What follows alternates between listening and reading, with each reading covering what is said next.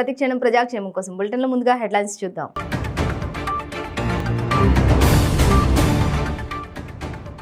ఈశాన్య భారతంలో వందే భారత్ ఎక్స్ప్రెస్ రైలు ప్రారంభం. జెండా ఊపి ప్రారంభించిన ప్రధాని మోదీ.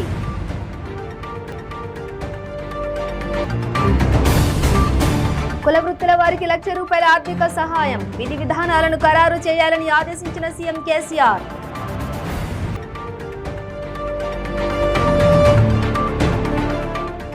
భద్రాచలం పట్టణంలో ₹1 కోటి గంజాయి స్వాధీనం. ఒరిస్సా నుండి కరీంనగర్ కు తరలిస్తుండగా పట్టుకున్న పోలీసులు.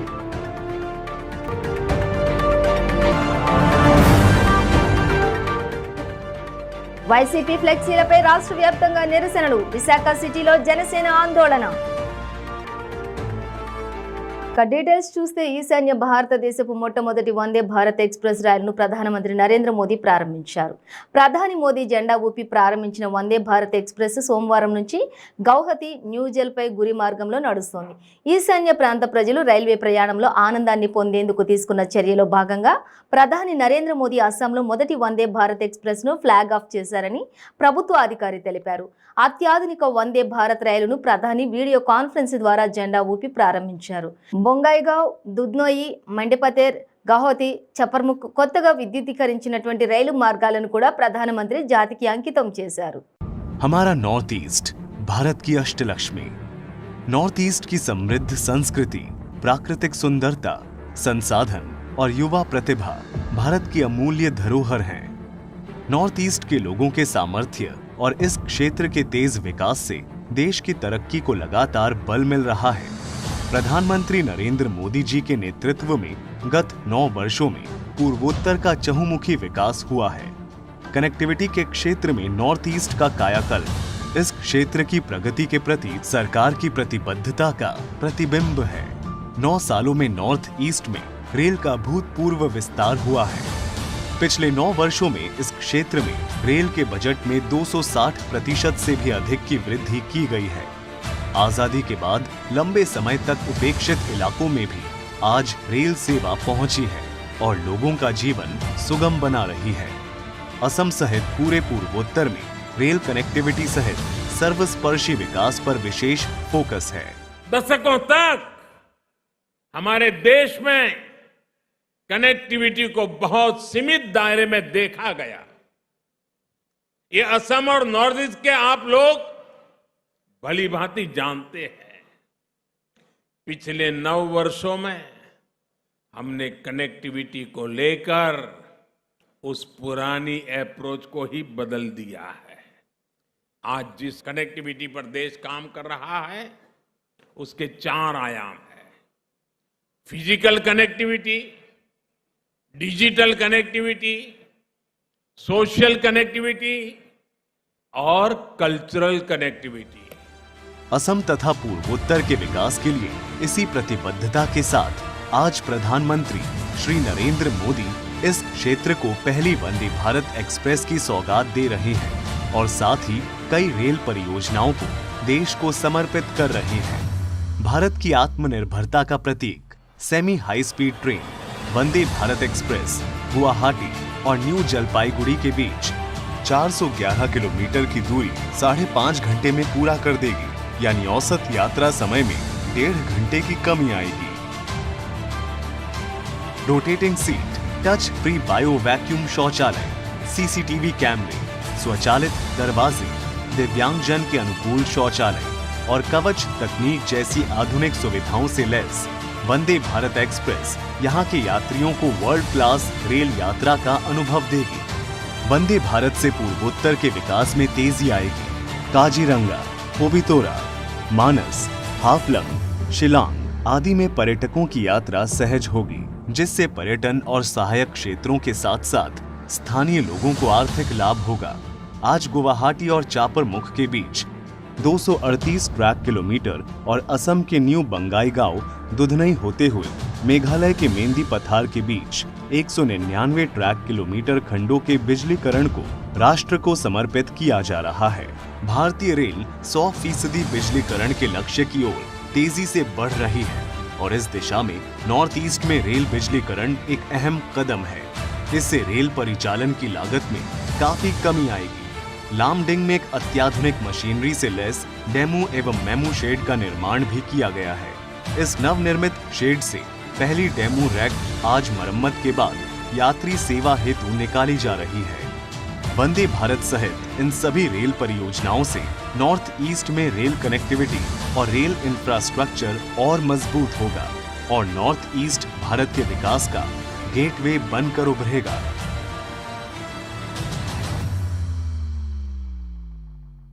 కుల వృత్తులే ఆధారంగా జీవించే వారిని ఆదుకుంటామని తెలంగాణ రాష్ట్ర ముఖ్యమంత్రి కల్వకుంట్ల చంద్రశేఖరరావు స్పష్టం చేశారు. కుల వృత్తులకు చేతనిచ్చేందుకు తెలంగాణ ప్రభుత్వం కట్టుబడి ఉందన్నారు. రాష్ట్రంలో బీసీ, ఎంబీసీ కులాల్లోని కుల వృత్తులే ఆధారంగా జీవించే రజక, నాయి బ్రాహ్మణ, పూసల, బుడగజంగాల తదితర వృత్తి కులాలు, సంచార జాతులను ప్రభుత్వం ఆర్థికంగా ఆదుకుంటుందన్నారు. ₹1,00,000 చొప్పున దశల వారీగా ఆర్థిక సాయం అందిస్తామన్నారు. సహాయం ప్రకటిస్తామని ఇప్పటికే ప్రభుత్వం ప్రకటించిన నేపథ్యంలో ఇందుకు సంబంధించిన అమలు విధానాలను మరో 2 రోజుల్లో ఖరారు చేస్తామని సబ్ కమిటీ చైర్మన్ మంత్రి గంగుల కమలాకర్ ముఖ్యమంత్రికి తెలిపారు. త్వరితగతిన విధి విధానాలను ఖరారు చేసి సంక్షేమ దినోత్సవం సందర్భంగా ప్రారంభించాలని ముఖ్యమంత్రి ఆదేశించారు.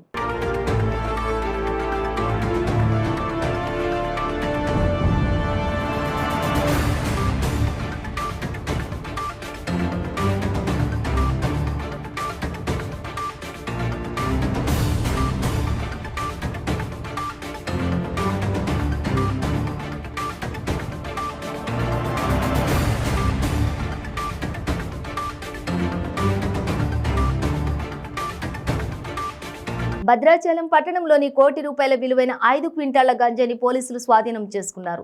ఈ సందర్భంగా ఏర్పాటు చేసిన మీడియా సమావేశంలో వివరాలు వెల్లడించారు. ఒరిస్సా నుండి కరీంనగర్కు ఈ గంజాయిని తరలిస్తున్నట్లు తెలిసిందన్నారు. భద్రాచలం ఏఎస్పీ పారితోష్ పంకజ్ ఉత్తర్వుల మేరకు Kunavaram road checkpost CRPF camp వద్ద ఎస్ శ్రీకాంత్ మరియు పోలీస్ సిబ్బంది వాహనాల తనిఖీలు చేస్తుండగా మల్కన్గిరి, ఒరిస్సా రాష్ట్రానికి చెందినటువంటి 2 వ్యక్తులు ట్రాక్టర్లో 485 కిలోల గంజాయిని ఆంధ్ర, ఒరిస్సా సరిహద్దులలో గల మల్కన్గిరి వద్ద నుండి కరీంనగర్కు భద్రాచలం మీదుగా అక్రమంగా తరలిస్తుండగా పట్టుకోవడం జరిగిందన్నారు. మరో 6 కూడా ఈ అక్రమ గంజాయి తరలింపులో భాగస్వాములుగా ఉన్నారని తెలిపారు.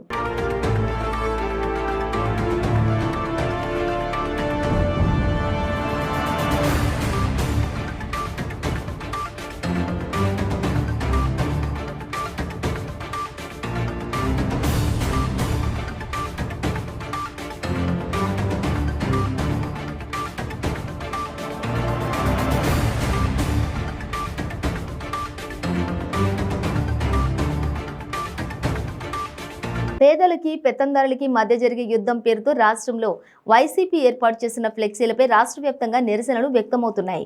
విశాఖ సిటీలోనూ వైసీపీ ఈ ఫ్లెక్సీలు ఏర్పాటు చేసింది. అయితే కించపరిచేలా ఉన్న ఈ ఫ్లెక్సీలను వెంటనే తొలగించాలని కోరుతూ జనసేన నాయకులు ఆందోళన చేపట్టారు. ముఖ్యమంత్రి జగన్మోహన్ రెడ్డి పేదల సంక్షేమ పథకాల లబ్ధిదారులకు అడ్డుగా మోకాళ్లపై కూర్చుని పెత్తందారులతో పోరాడుతున్నట్లుగా ఈ ఫ్లెక్సీల్లో ఉంది. ఎదురుగా పల్లకి మీద టీడీపీ అధినేత చంద్రబాబు, ఆయన కుమారుడు లోకేష్ ఉండగా జనసేన పార్టీ అధినేత పవన్ కళ్యాణ్ ఆ పల్లకీని మోస్తున్నట్లుగా చూపించారు. ఈ నేపథ్యంలో జనసేన నాయకులు ఆందోళనకు దిగడంతో ఉద్రిక్తత ఏర్పడింది. దీంతో పోలీసులు చేరుకుని పరిస్థితిని అదుపు చేశారు.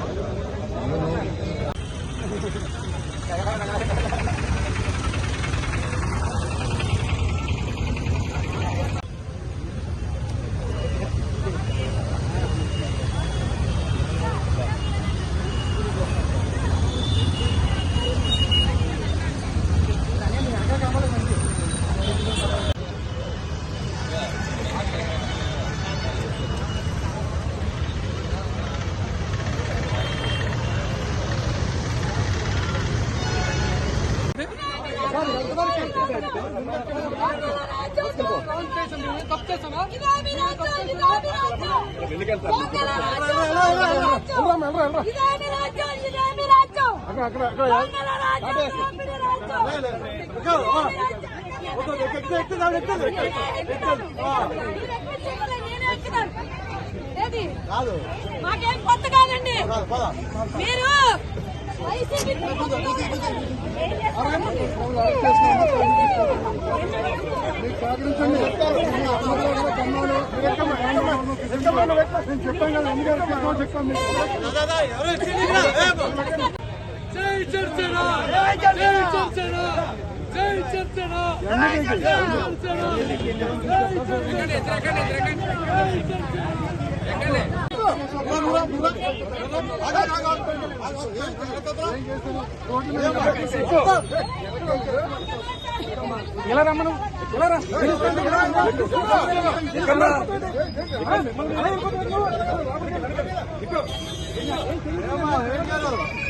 మెట్పల్లి పట్టణంలోని మున్సిపల్ కమిషనర్ జగదీశ్వర్ గౌడ్ ఆదేశాలతో 4వ వార్డులోని తడి చెత్త పొడి చెత్త హానికరమైన చెత్తపై పరిసరాల పరిశుభ్రతపై ప్రజలకు అవగాహన కల్పించారు. ఇన్ఛార్జి శానిటరీ ఇన్స్పెక్టర్ గుర్రం రత్నాకర్ మాట్లాడుతూ ప్రజలందరూ ఇంటి వద్దనే తడి చెత్త పొడి చెత్త హానికరమైన చెత్తను వేరు చేసి మున్సిపల్ వాహనాలకు అందివ్వాలని, రోడ్లపై కానీ ఖాళీ ప్రదేశాలలో కానీ మురికి కాలువలలో కానీ చెత్త వేయరాదని తెలిపారు. ప్రజలు గమనించి చెత్తను వేరు చేసి మున్సిపల్ ఆటోలకి అందివ్వాలని కోరారు.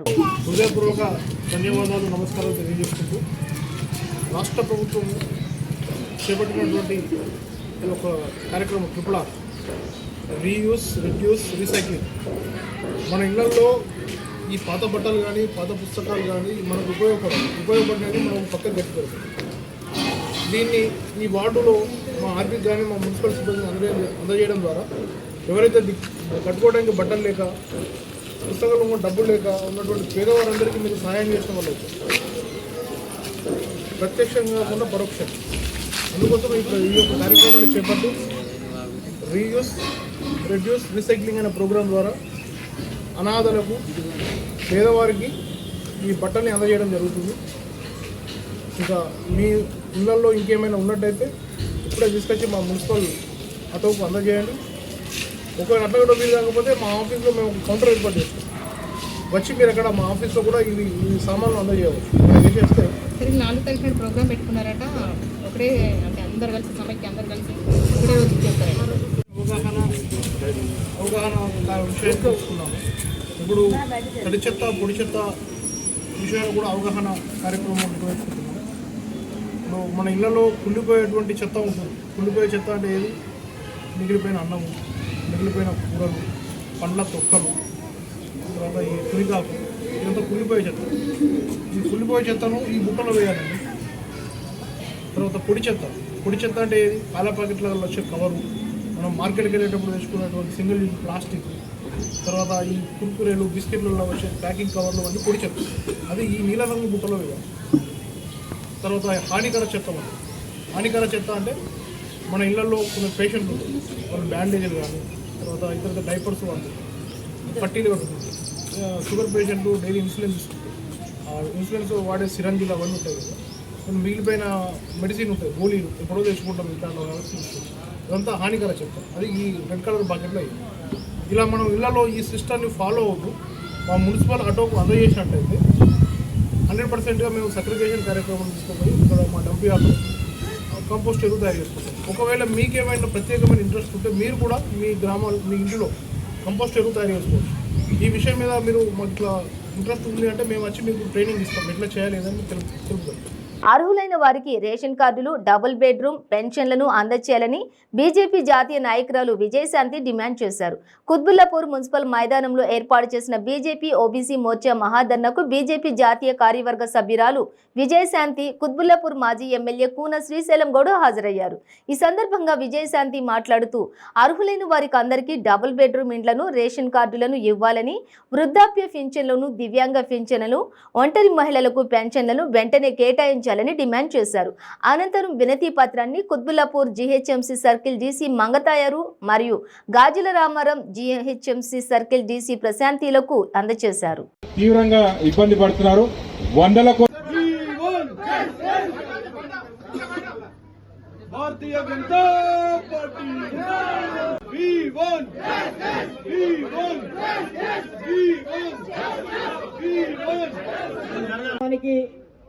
మరొకసారి హృదయపూర్వక ధన్యవాదాలు తెలియజేస్తూ ఈ రాష్ట్ర ప్రభుత్వానికి కానీ ఇక్కడున్న శాసన కబ్జాలు చేసిన పైసలతోని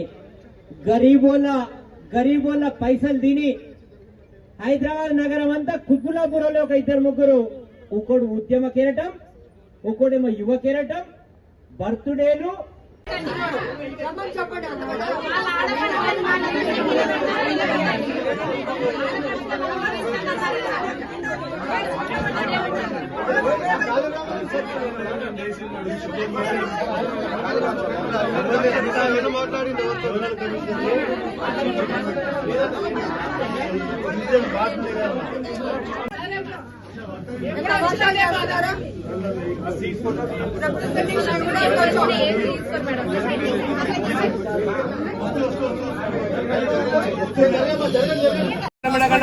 చేసుకోవడానికి లేదు రేషన్ కార్డు ఉన్నా కూడా, ఎందుకంటే ఆరోగ్యశ్రీ బిల్స్ అన్నది పెండింగ్లో ఉంది, అది క్లియర్ చేయట్లేదు ఈ గవర్నమెంట్.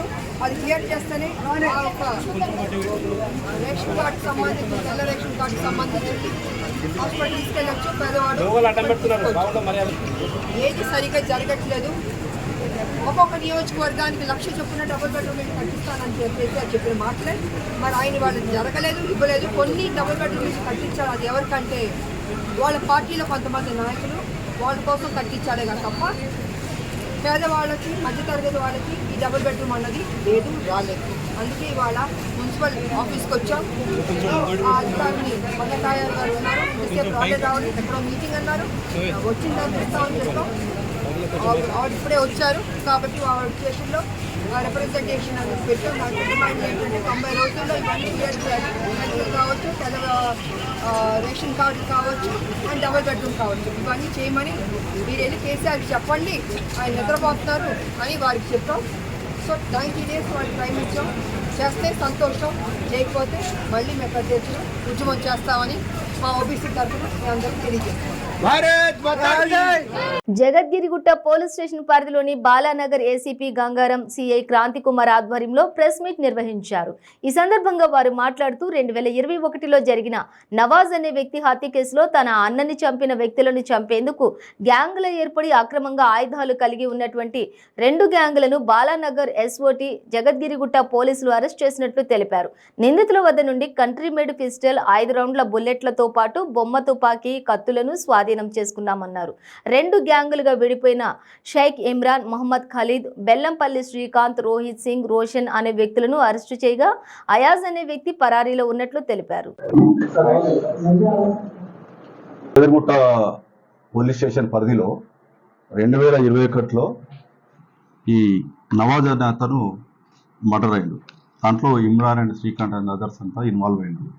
వాళ్ళంతా కూడా నవాజ్ అని మర్డర్ చేశారు కాబట్టి వాళ్ళకి సంబంధించిన బ్రదర్ ఎవరైతే ఉన్నారో అయాజ్ ప్లస్ ఈ ఇమ్రాన్కు శ్రీకాంత్ ప్లస్ అయాజ్ మధ్యలో గ్రూప్స్గా ఏర్పడి వీళ్ళు ఎవరైతే ఇమ్రాన్ అండ్ శ్రీకాంత్ ని అయాజ్ అటాక్ చేయాలని, అట్లనే వీళ్ళు మా మీద అటాక్ చేస్తారనే ఆ ఉద్దేశంతో వాళ్ళందరూ కూడా ఏం చేశారంటే వాళ్ళంతా కూడా ఇల్లీగల్గా నైఫ్స్, పిస్టల్, అది కంట్రీ మేడ్ రివాల్వర్ ప్లస్ అట్లనే రౌండ్స్ ప్లస్ ఇవన్నీ కూడా వాళ్ళు రెడీగా పెట్టుకొని వాళ్ళ దగ్గర ఉంచుకొని వాళ్ళు ఒక ఇయాజ్ అనే అతను ప్లస్ రోహిత్ సింగ్ అని ప్లస్ రోషన్ సింగ్ అని వాళ్ళు ఒక గ్రూప్గా, ఒక గ్యాంగ్గా, అదేవిధంగా షేక్ ఇమ్రాన్, మొహమ్మద్ ఖలీద్ పటేల్ అండ్ శ్రీకాంత్ అని ఇంకొక అతను వాళ్ళు ఒక గ్యాంగ్గా ఏర్పడి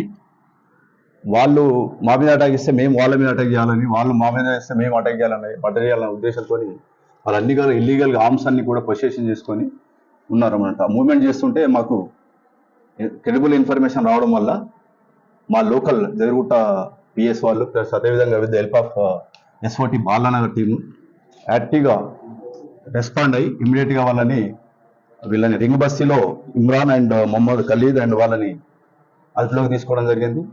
అదేవిధంగా వాళ్ళ యొక్క కన్ఫెషన్ మీద ఆధారపడి ప్లస్ ఈరోజు early morning Ayaz and Rohit Singh and Roshan వాళ్ళని కూడా అదుపులో తీసుకోవడం జరిగింది జగద్గిరిగుట్ట బస్ స్టాప్లో.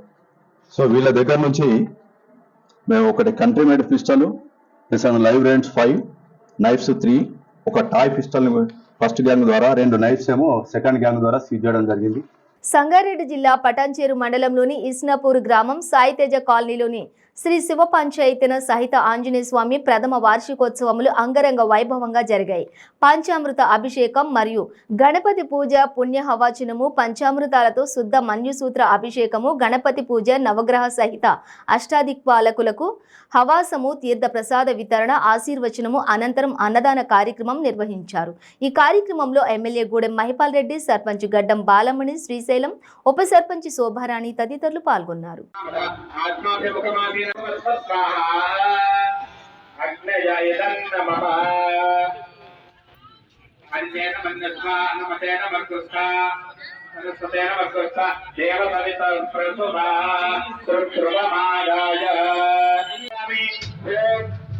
ఓం సుగ్రీవకారకాయ అపరాగతపురం దేవాలయం ధనుష్వా యజమానస్యాయ కర్తా విష్ణుకర్తా కృష్ణకర్తా క్షేమకర్త కందే శ్రీని తస్వారి దక్షిణ పూర్వార్థే తుమై స్వాహా అస్మాకవస్తగే స్వాహా ఈశ్వరి పాలకాయ నమః.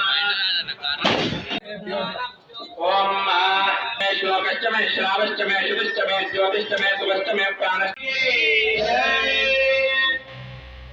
వార్షికోత్సవం సందర్భంగా ముఖ్య అతిథిగా మన ఎమ్మెల్యే గూడెం మహిపాల్ రెడ్డి గారు మరియు ఇస్నాపూర్ గ్రామ ప్రజలు, మన సాయితేజ కాలనీవాసులకి ధన్యవాదములు. కడల శ్రీకాంత్ గౌడ్ జడ్పీటీసీ గారు వారికి ధన్యవాదాలు. ఇక్కడికి వచ్చి జడ్పీటీసీ వెంకరెడ్డి గారు, మన ఎక్స్ సర్పంచ్ వెంకన్న గారు, ఎక్స్ సర్పంచ్ శ్రీశైలం గండం శ్రీశైలం గారు వారికి కూడా అభినందనలు వచ్చారు. ఈరోజు వార్షికోత్సవం సందర్భంగా మార్నింగ్ నుంచి రుద్రాభిషేకాలు మరియు నవగ్రహ పూజలు మరియు ఈరోజు అన్నదాన కార్యక్రమం జరుగుతుంది. ఈ కార్యక్రమానికి విజయవంతం చేసిన భక్తులకు మరియు కాలనీవాసులకు, గ్రామ ప్రజలకి అందరికీ ధన్యవాదాలు. ప్రజల సౌకర్యార్థం నిత్యం ఎన్నో సంవత్సరాల నుండి ఉపయోగపడుతున్నటువంటి నర్సంపేట చెన్నారావుపేట మండల కేంద్రానికి చెందిన ఆర్టీసీ బస్టాండును ఆర్ఎండ్బి అధికారులు కూల్చివేశారు. నిత్యం నర్సంపేట ఆర్టీసీ బస్టాండు నుండి అన్నారం, తొర్రూరు వరకు మరియు చెన్నారావుపేట నుండి నర్సంపేట, వరంగల్ వెళ్లవలసిన మండల కేంద్రానికి చెందిన ప్రజలు, విద్యార్థులు, వృద్ధులు, మహిళలు ఈ బస్టాండుని ఉపయోగించుకునేవారు. వర్షాలకు, ఎండలకు ఎంతో నీడనిచ్చేది. అటువంటిది ఆర్టీసీ బస్టాండును ఎటువంటి సమాచారం అందించకుండా ఆర్ఎండ్బి అధికారులు కూల్చివేయడంపై మండల ప్రజలు ఆగ్రహం వ్యక్తం చేస్తున్నారు. ఈ కూల్చివేతపై అధికారులు సమాధానం దాటవేస్తుండడం గమనార్హం.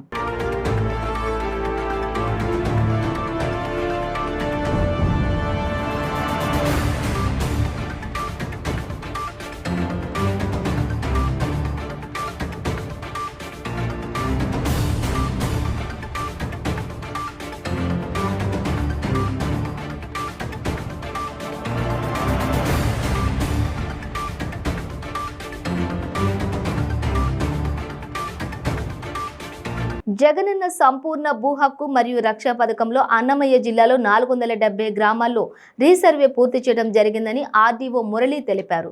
మదనపల్లి సబ్ కలెక్టర్ కార్యాలయం నందు సర్వేయర్లకు జగనన్న సంపూర్ణ భూ హక్కు పథకం కిట్లను ఆర్డీఓ అందజేశారు. ఈ సందర్భంగా ఆయన మాట్లాడుతూ రీసర్వే సమయంలో సర్వేయర్లు తమ దృష్టికి కొన్ని సమస్యలు తీసుకురావడం జరిగిందన్నారు. వీటన్నిటికీ రాష్ట్ర ప్రభుత్వం దృష్టికి తీసుకువెళ్లగా వారు ఈ కిట్లను అందజేయడం జరిగిందని అన్నారు. సర్వేయర్లు ఈ కిట్లను ఉపయోగించుకుని సర్వే సక్రమంగా చేయాలని సూచించారు.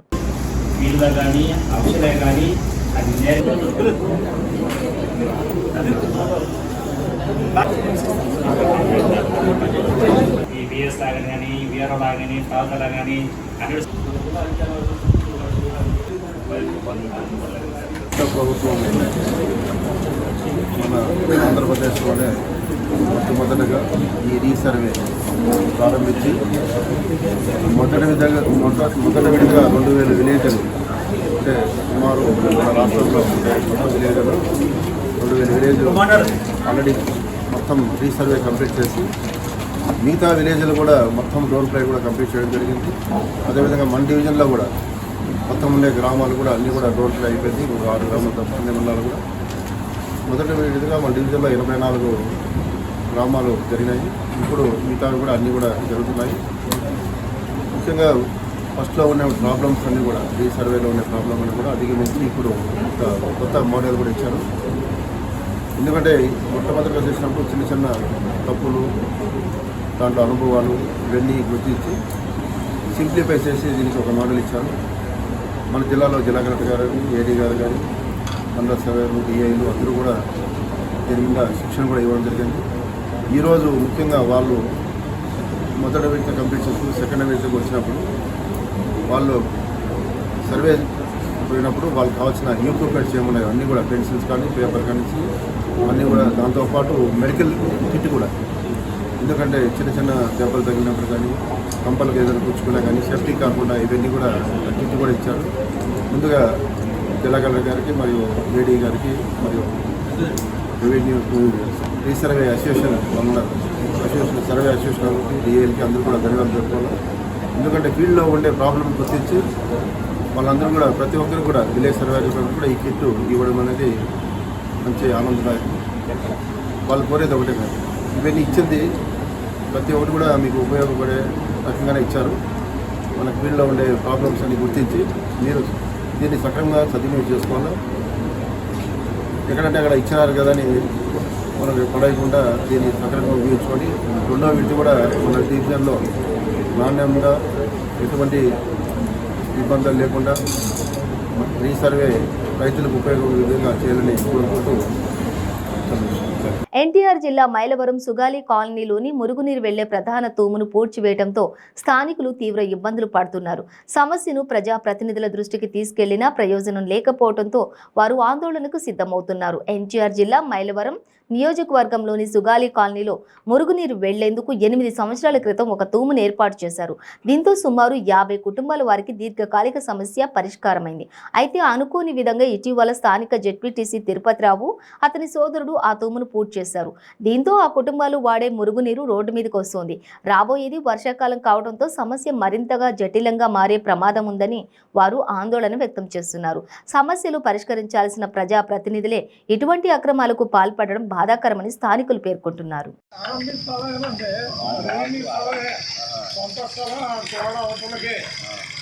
సంవత్సరాల క్రితం వేసిన ఆర్ఎంబి రోడ్లోంచి వర్షం నీళ్ళు కానీ వాడుకున్న నీళ్ళు కానీ పోయేటట్టు వాగులోకి పోయేటట్టు ఎప్పుడు 8 సంవత్సరాల క్రితం తూములు వేశారు. అది ఇప్పుడు జడ్పీటీసీ తిరుపతిరావు తమ్ముడు కలిసి అక్కడ 10 సెంట్లు స్థలం కొని వాగు ఇదంతా మేము పోనీయమని అక్కడ అడ్డం తిరిగి పూడ్చేశారు తూములు. అది ఎమ్మెల్యే గారికి కూడా చెప్పాం, చూస్తాను మాట్లాడదామని చెప్పారు ఎమ్మెల్యే గారు. ఈ వాటర్ అంతా వర్షం కురిసినప్పుడు కానీ ఎస్టీ కాలనీలో కానీ ఆ మధ్యన చుట్టుపక్కల ఒక 50 ఇళ్ళ వాటర్ వస్తుంది. ఎంతకాలం చెప్పి ఎమ్మెల్యేకి ఎమ్మెల్యే గారికి చెప్పి నిన్న ఎమ్మెల్యే గారికి 15 రోజులు అవుతుంది. జెడ్పీటీసీ ఏమంటున్నారండి అసలు ఈ సమస్య గురించి? మా ఇంటి ముందు మురుగు నీళ్ళు పోవడానికి అంటున్నాడు. అది వాగుకి దక్షిణ పక్కన అతని స్థలం ఉంది, కొన్నాడు. అతను కొంది ఈ మధ్య 8 నెలల క్రితం. దాన్ని అందరికీ అతను పక్కనకు ఓడగట్టుకోవాల్సింది, ఇటు పక్క కూడా 2 పక్కల ఓడగట్టి తూములు పూర్తి చేశారు. రేపు కట్టుగోడ నీళ్ళు వెళ్ళాలన్నా కూడా ఈ వాగులో నుంచి వెళ్ళడానికి కష్టంగా ఉంటుంది. ఆ వెనక మాకు పోటేస్తాయి, మా ఇళ్ళ వైపు పడతాయి. మేము 70 సంవత్సరాల నుంచి ఇక్కడ ఉంటున్నాం కాపురం, మా నాన్నగారు కానీ మేము కానీ. ఈ విధంగా కాలువ కట్టడం వల్ల మాకు ప్రాబ్లం సమస్య ఏంటి అసలు? సమస్య నీళ్లు వెనక తన్నిపడి మా ఇళ్లలోకి రావడానికి అవకాశం ఉంటుంది నీళ్లు. అది దాన్ని ఏదో తగు చర్య తీసుకోవాలని కోరుతున్నాను. బులెటిన్ ముగించే ముందు హెడ్లైన్స్ మరోసారి.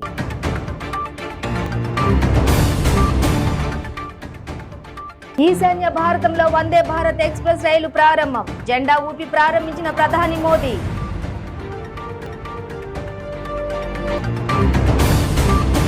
కుల వృత్తుల వారికి ₹1,00,000 ఆర్థిక సహాయం. విధి విధానాలను ఖరారు చేయాలని ఆదేశించిన సీఎం కేసీఆర్.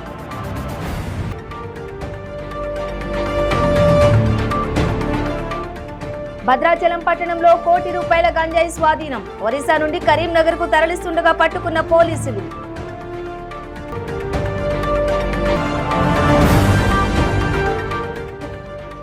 వైసీపీ ఫ్లెక్సీలపై రాష్ట్ర వ్యాప్తంగా నిరసనలు. విశాఖ సిటీలో జనసేన ఆందోళన. ఇవి బులెటిన్ డీటెయిల్స్. చూస్తూనే ఉండండి 95 న్యూస్.